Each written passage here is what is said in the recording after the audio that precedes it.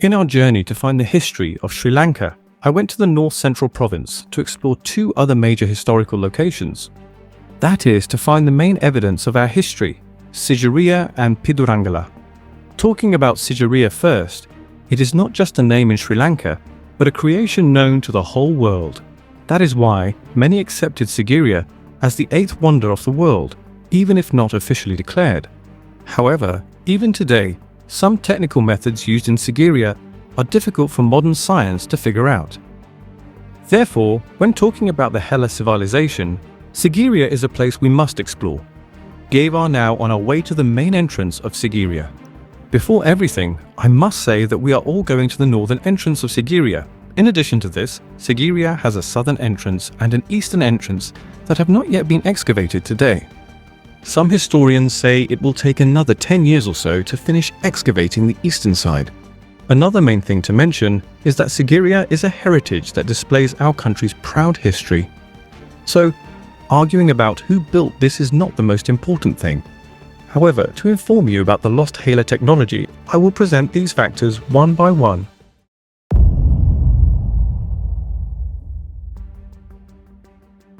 Inside the main entrance of Sigiriya, the first thing we meet is the Sigiriya Water Garden.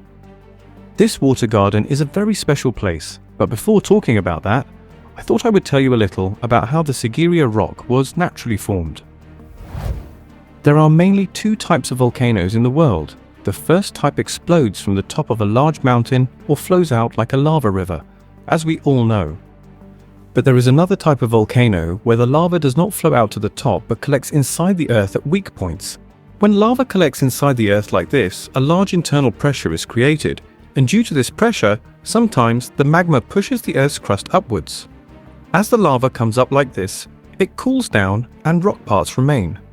With time, due to natural changes like rain, the soil on top washes away, leaving the rock part remaining, as seen in this image. Historians currently believe that Sigiriya is a rock formed in this manner. Another main factor confirming this is the wave-like shapes we see around the rock. If we look at Sigiriya, these shapes show that this rock was created by being subjected to some huge pressure.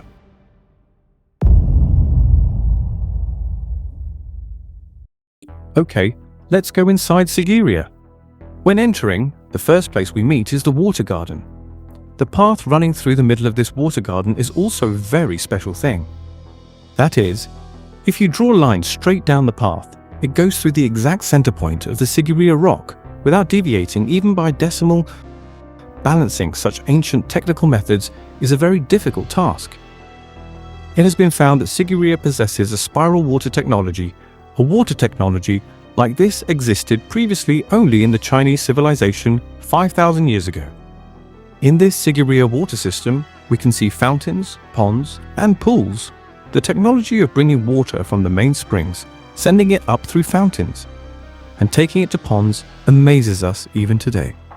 Because even after many centuries, this water system functions well during the rainy season just like in those days.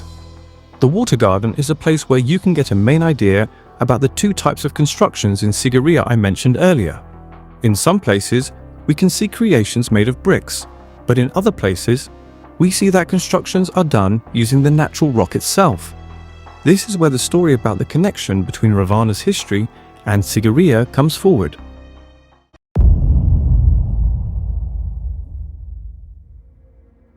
While moving forward up the Sigiriya rock, let me tell you a bit about the history we already know regarding King Kashyapa. During the reign of King Datusena in Anuradhapura, he had two sons and a daughter. The two sons were Pushpaka and Mugalan.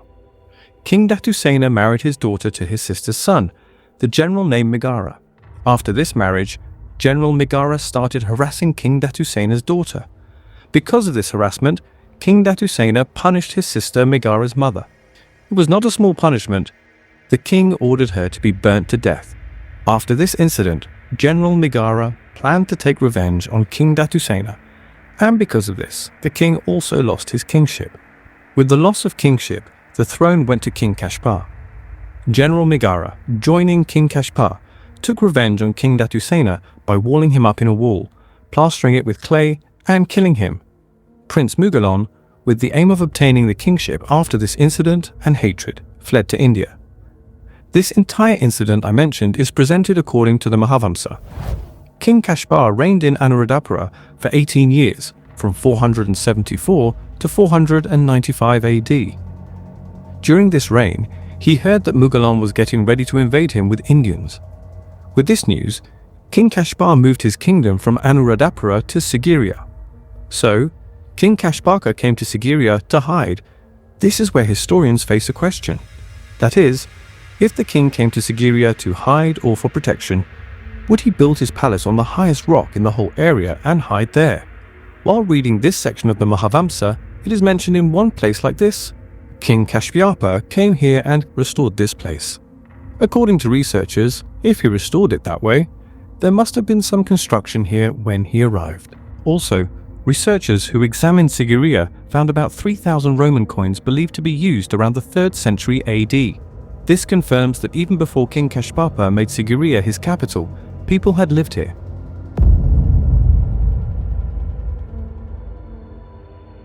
Previously, if you remember when climbing Sigiriya, we first encountered the frescoes, but now that has changed. First, we now go to the lion paws, so I thought I would continue our story in that order. There is a lot of discussion about the lion paws today.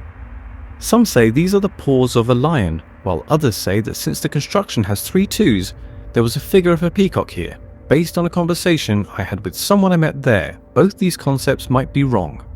If there was a figure of a lion or a peacock built on this rock, how did the figure built on the rock disappear while only the paws built of brick remained? According to some ancient texts, there was a platform-like area kept at this place. According to those texts, this place is where King Ravana's aircraft, the Dandu Manara, was parked. Also, if you look behind the lion paws, there was some machine to lift things up, or a Karkataka Yantraya in today's words, something like a lift located behind these lion paws. It is said that evidence to confirm this can still be found today. If observed, rock markings can be found behind these paws. However, we are not allowed to go there right now. So, a main piece of evidence regarding the advancement of Hela technology by some group has been closed off like that. While going from there to the main palace, let's talk about our main topic, the connection of Sigiriya to Ravana's history.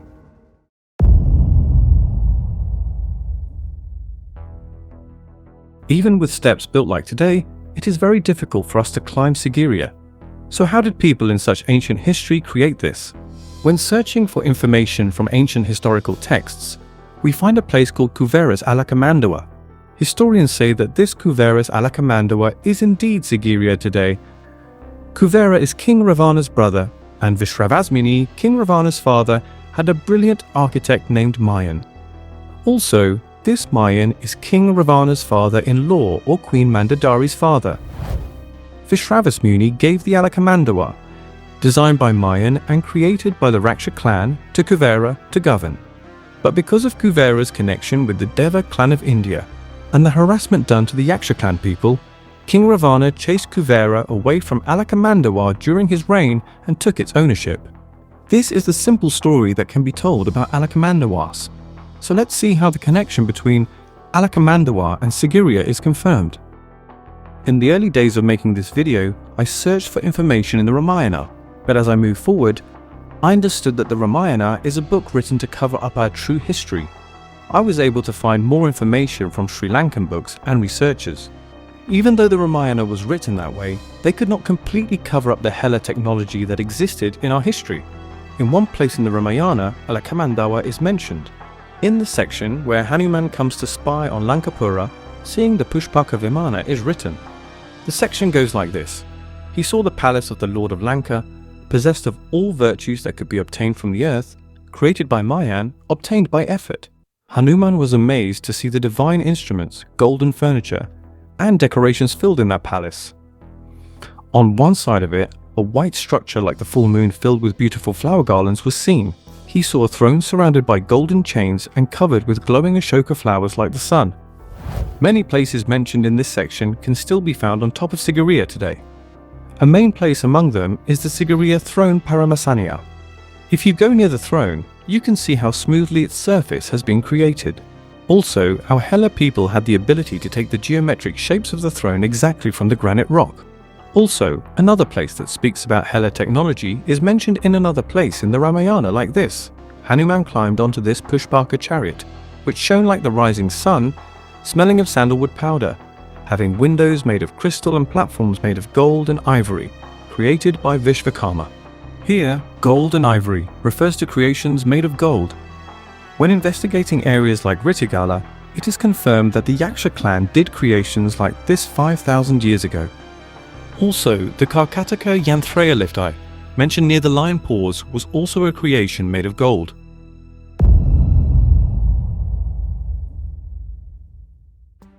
When you climb to the very top of Sigiriya, you will see one thing. There is a mountain range surrounding the Sigiriya rock 360 degrees. The Sigiriya rock and this zone are located as if created in the center of one mountain ring. Although it is said to be built for protection during King Kashyapa's time, we can also think that this was built as a planned city capable of nourishing a whole settlement. One thing that still surprises many people is, how was water taken to the top of this Sigiriya rock? As some researchers say today, information suggests that water was not taken from the bottom to the top, but that rainwater collected in these water ponds was used for the consumption of the palace. It is said that even today, these ponds fill up on rainy days because of that. There was information that there was something like a tank to collect water on top. However, we did not find such a thing. However, when I came here, I had a problem regarding whether that is correct. Can a whole palace be nourished using rainwater, or as other researchers say, was water brought from the bottom to the top? Don't forget to put what you know about this in a comment, because sometimes the information we know might not be correct, and you might know more information than us.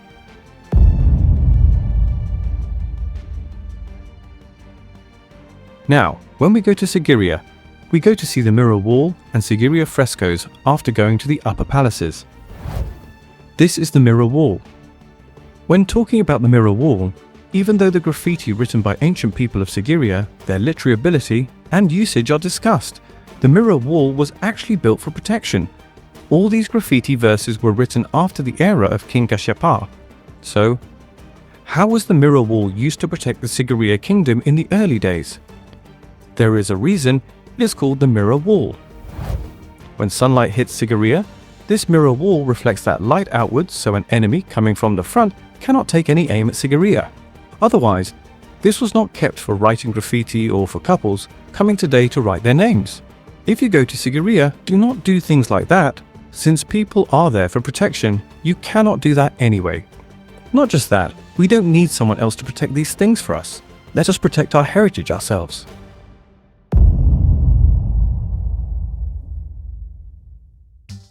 We are not allowed to take videos or photos of the Sigiriya frescoes, so I will tell you this story separately. A main topic discussed regarding Sigiriya is the Sigiriya frescoes. If you have been to Sigiriya, you must have seen the remaining few Sigiriya frescoes. Some researchers say that the art tradition used to draw these frescoes is the Ajanta art tradition. The only evidence to confirm that is the similarity between these Sigiriya frescoes and the Ajanta frescoes. But I mentioned in a previous video that when King Ravana conquered Alakamandawa, the Kuvera who governed it took his servants and artists and fled to North India. So, before making a decision, we need to think about a small thing. Did this art tradition come to us from India, or did this art tradition go to India from us? Before making a decision on this, I will present another small factor to make it easier for you. This art tradition can only be found in India at Ajanta. However, in Sri Lanka, in addition to Sigiriya, the art tradition drawn at Vesagiriya, Tivanka Image House, and Amparaganagala Vihara is also the same. I know some people watching this video still think no, that can't be, because mostly the mentality of people in our country is built to think we received everything from other countries or other civilizations. The purpose of presenting videos about Sri Lankan history like this is to confirm that we are not a nation formed by imitating other nations, but a nation built upon our own civilization. In those days, if one went to Sigiriya, as you might know, the entrance to Sigiriya was from here. In addition to what I spoke about, there are many more things to see around Sigiriya. Among them are the Assembly Hall, Asana Cave, Cobra Hood Cave, and many other places. If you haven't been to Sigiriya, you must go. Go and see these with your own eyes and experience that wonder. Many people who go to Sigiriya today go to another place. Since I came here, I thought I should tell you a bit about the history of that place too, and then go to Rittigala. That place is Pidurangala, where you can see Sigiriya most beautifully. Pidurangala is another naturally beautiful place located very close to Sigiriya that cannot be described in words.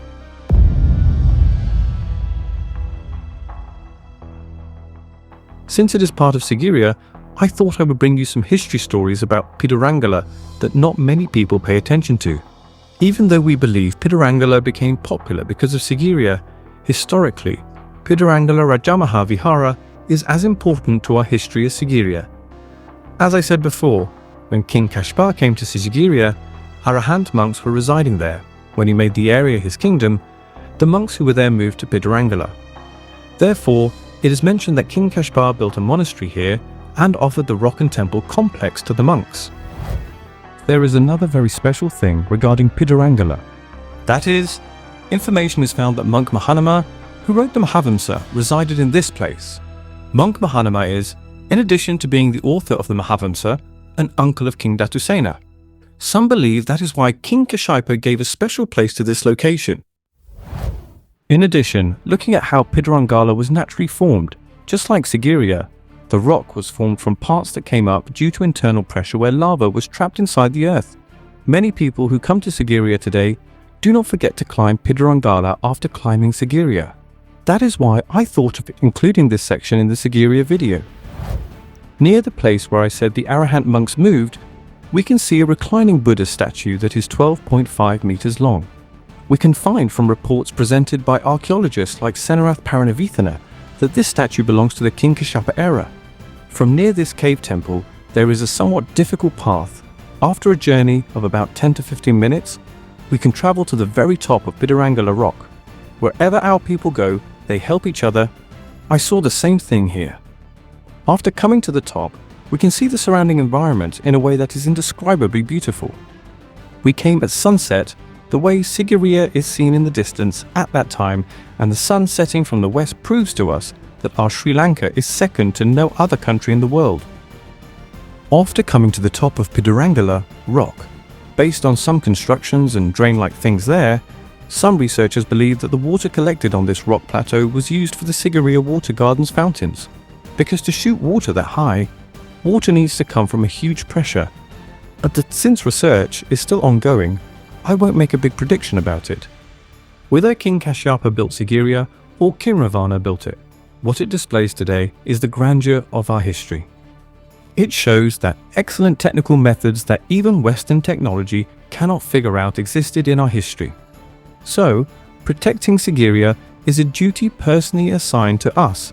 Go see this technology, see this beauty, and return, leaving it for the future world to see as well. This is the story we found about Sigiriya. Actually, we have only found about 5% of Sigiriya. Another 95% is hidden from us. Let's go to Sigiriya again someday to find those too. Then, let's meet next week with the Rittigala video. Until then, if you like the video, don't forget to like this and subscribe to us. See you again.